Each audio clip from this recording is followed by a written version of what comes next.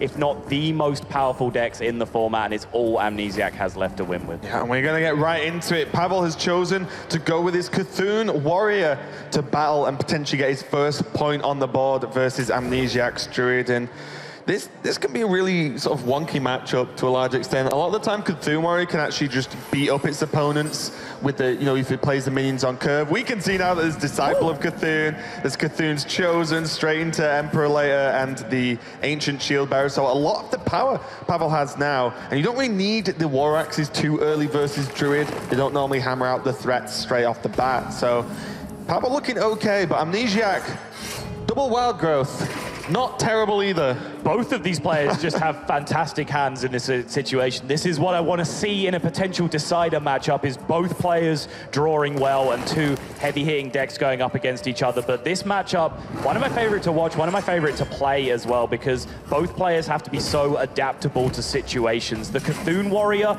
over a regular Control Warrior, because of the additional life gain that it has in the deck, is even less vulnerable to the pure Malygos burst combo that the Druid can sometimes still manage to force through against just a pure Control Warrior, which means most of the time the Druid has to go for board presence, go for minions, try and get as much value as they can, and just keep up pressure with minion presence, try and finish with your Arcane Giants and your Rag after you've overloaded the Warrior's removal. But it does very much come down to reading the situation correctly and adapting your game plan turn by turn. And decisions like, what do I take off Raven Idol, are just a huge part of that. Yeah, I was just about to say, I'm really interested to see what Amnesiac does with this Raven Idol going forward, and we're about to find out. Looks like it could well be a spell to help deal with this Cthulhu's Chosen, because he's ahead in mana, but he simply just cannot play as your Drake into a Cthulhu's Chosen. And right. Pavel will be very happy if that happens. Amnesiac trying to get another option and bite, although would kill it off, except for that pesky Divine Shield that is so awkward to deal with. No Moonfires available for Amnesiac to help him out there, and this is kind of a tough pick for him. It is, and this just kind of explains the situation I was talking about perfectly, where you will hear a lot of high-level players say you are always supposed to take minion in this matchup from Raven Idol. I've heard people that Amnesiac practices with, part of that practice group that he was talking about in the media piece, I've heard them say very similar things, but Amnesiac just recognizing, look at the state of the game right now. I have 2 Arcane Giants in my hand. That makes me want a spell. There's an annoying 4/2 minion on the board that I can't deal with. That makes me want a spell. So he's being adaptable to the state of the matchup, tries to pick up an answer. Bite, less than ideal, but it's at least something. Yeah. Interesting play from Pavel there. He could have just played a Disciple of Cthulhu to get him up to that magical 10/10 Cthulhu that unlocks cards like Ancient Shield Bearer and Twin Emperors. Chose not to and just armor up instead. I don't know if I would have liked to see that, but just one of them. You have 2, and it piles on a little bit of pressure. You're a little bit vulnerable to Swipe, but if Swipe comes down this turn from Amnesiac, then there's only 3 mana for him to play around with, and then you just build straight into the rest of your curve as well. So I think what Pavel's doing here is just being stingy with his removal right now, because he doesn't have any in hand. He doesn't have a Shield Slam, he doesn't have an Execute, so he wants to make sure that those Disciple of Cthulhu's can be used as removal tools, such as in this exact situation. Have the spare one to back this up now as well, because if big, intimidating minions hit the board, Emperors, Arcane Giants, all that kind of stuff, he needs to make sure he has game against that. yeah, and now Pavel's got choices of his 6 drops next turn as well, whether he values this hand high enough to drop the Emperor and get the reduction now, whether he just wants to drop Sylvanas, and it looks like Sylvanas is the option, with Amnesiac just slamming that Arcane Giant down. Amnesiac having the opposite problem from Pavel of just having not enough options here. And again, just look at the snap decision from Pavel. I don't know whether he spends a lot of time thinking about options during his opponent's turn, possibly, and has already planned a contingency for every scenario that could come down to him, but he had options that turn. Sure, I agree Sylvanas is probably the strongest, but it at least warrants a moment's thought. Pavel just refuses to slow down the pace here. Amnesiac now has to respect the Sylvanas, generates the extra minion token to try and reduce the chances, and he picks up the best outcome. What is the follow-up? The hero power into the Disciple would just be a very, very straightforward, easy clear. Could even Feral Rage, but on 22, you're not gaining too much from the health at all at this point in the game. You might be able to combo it with a Fandral later for a much more impactful turn. So I like this. I don't think there's any point using the Innovate either, as Sylvanas or the Giant are more than likely playable next turn.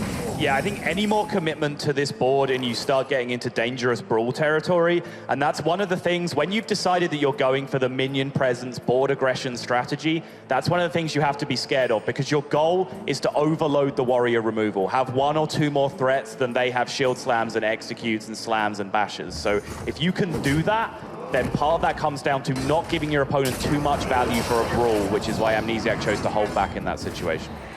Yep, and now the Ancient Shield Bearer, fantastic for Pavel. Gaining the extra health, as you said earlier, trying to push yourself out of any potential Druid burst range, but simply with the lack of card draw that Amnesiac's been able to get hold of this game, Pavel's probably feeling pretty safe at this moment in time.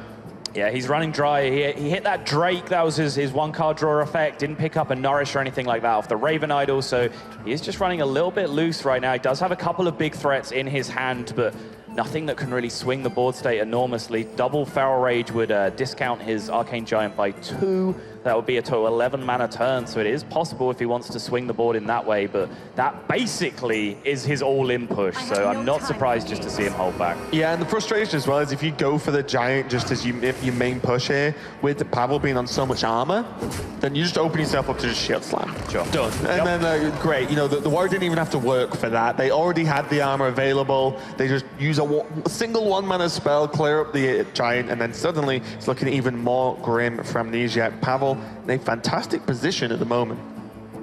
He is, yeah. Now he's starting to pick up those crucial spells, the Shield Slam and the Execute that we talked about him lacking earlier on. So now this hand pretty much just has everything. Pavel can choose to just trade in the Shield Bearer, use the Disciple of Cthulhu, equip the War Axe and clear up and be very clean. Could have gone for the crazy play and just gone face, but that wouldn't have worked out too well with a Sylvanas on the board, and you sort of give Amnesiac the options to make that work out for him, but it's going to be pretty straightforward. Pavel playing it safe. Yeah, and you can see here the importance of both of those Disciples of Cthulhu being ended up back in the hand, right? He's used each of them to solve a very tricky situation. One to take care of the Drake that was threatening to snowball against him, and one to clean up that Sylvanas board. So his decision just to hold back on that front has been a rewarding one for him. Amnesiac now does pick up some cycle with the Wrath, but he's going to need a serious amount of gas, and that is indeed it. Yeah. Nourish for cards will be super important for Amnesiac here. Will allow him to potentially get back in this game, as he's not dead yet. I mean, imagine we're going to see the Nourish use this turn as a bare minimum. Then we're going to see what the rest of the turn is. As you talked about the previous turn, the Arcane Giant is still vulnerable to Shield Slam, but now he has the Bomb Chain available to him here.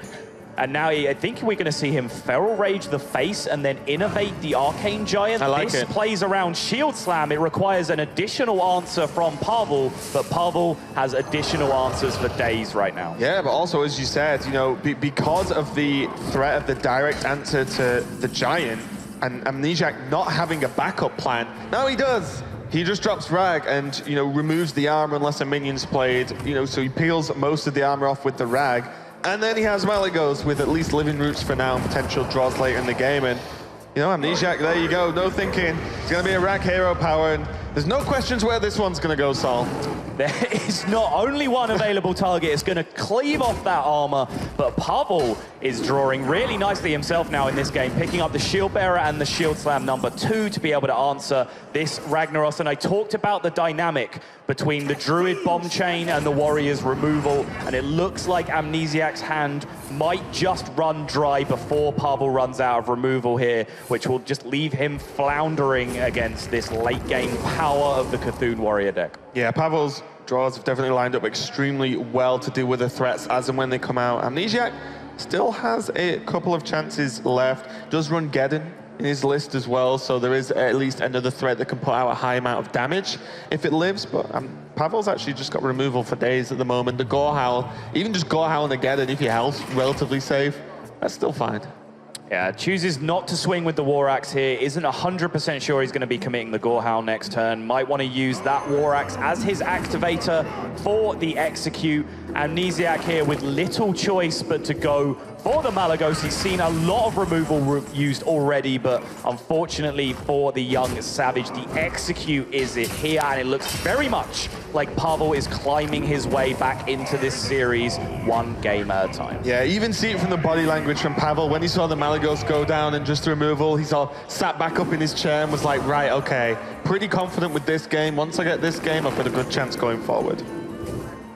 So the Wrath gets cycled here from Amnesiac, picks up Drake, so this isn't going too badly for him here, but so much of his late game has already gone that he's going to struggle to build enough initiative here that basically not only does he have to race the defensive line of Tank Up, he also has to race the real clock of Cthulhu just being drawn, blowing out his board, perhaps just even straight up lethal. So he doesn't have time to mess around here, and with so many of his high value threats already gone, I think he's just going to fall flat on the mark right here. Yeah, this is going to be rough. Just Amnesiac is not going to be able to realistically keep up with this. Cthulhu's Chose are going to continue to pound the pressure. And as he said, there's a 14-14 Cthulhu, and Amnesiac's on 14 health.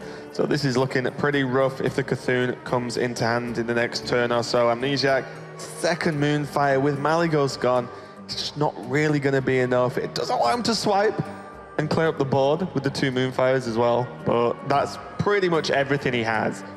I mean, he has to. He's just staring at lethal on board right now, so he has to have a reactive turn here, but all of these spells being used, and importantly, something that we haven't really talked about, Amnesiac's list does not play Yogg, so that is not a win condition. These Moonfires are not loading up the Yogg-Saron for him, so he is really just on a wing and a prayer right now and trying to find a way out of this matchup alive.